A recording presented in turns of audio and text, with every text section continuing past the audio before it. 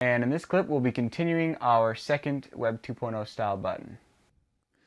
All right, let's go ahead and add text, and we'll make it white for now.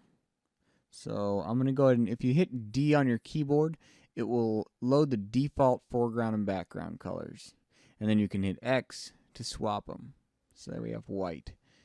And we'll go ahead and make sure we have our top layer selected up here. And click the text tool, or you can hit T on the keyboard. And I'm just going to go ahead and I've got Myriad Pro light size 24. I've got it light because I want it to be more of a thin text. So let's go ahead and click in the middle here. And we will call this, we'll write search site. Okay, and I'll go ahead and hit the V key to move the text to the right side. And let's open up our characters palette and hit T for the text tool and select the last word, site. And we'll change its color to, we'll just go stick with red. We'll change it to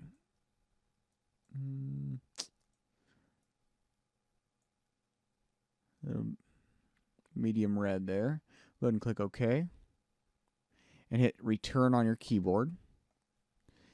And now, that pretty much does it for the text so far. So let's go ahead and add a graphic here, a symbol to it. We'll create a new layer. And we'll click on our shapes. And go up here to the custom shape tool. Just go ahead and click it. And now you'll see this dialog here changes to shape. And you have a drop down menu. Go ahead and click that. And you can, you have a list of all your shapes that are loaded right now. If you click this arrow key to the right there, you'll get this drop down. You can load shapes that you have externally, or you can load ones that come with Photoshop here. At the bottom, you can't see it, but it says web. I'm going to go ahead and click web. And replace current shapes with shapes from web. Yes. All right. You should have this one factory installed, so it shouldn't be a problem. And I'm going to click on this little search icon here. And then click over here to get that out of there. And we'll just go ahead and click and drag inside of our button here to make that shape the size that we want it.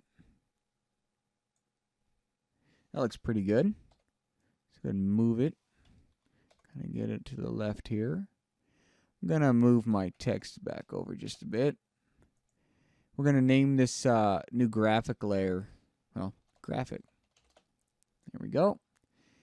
And we'll go ahead and add a layer style to it just to colorize it. So let's go color overlay. And we'll use our, select the color here, and we'll use our slider just to kind of get it to that same color. It was about there, I believe. So hit OK. OK. And that kind of gives us the main part of the button.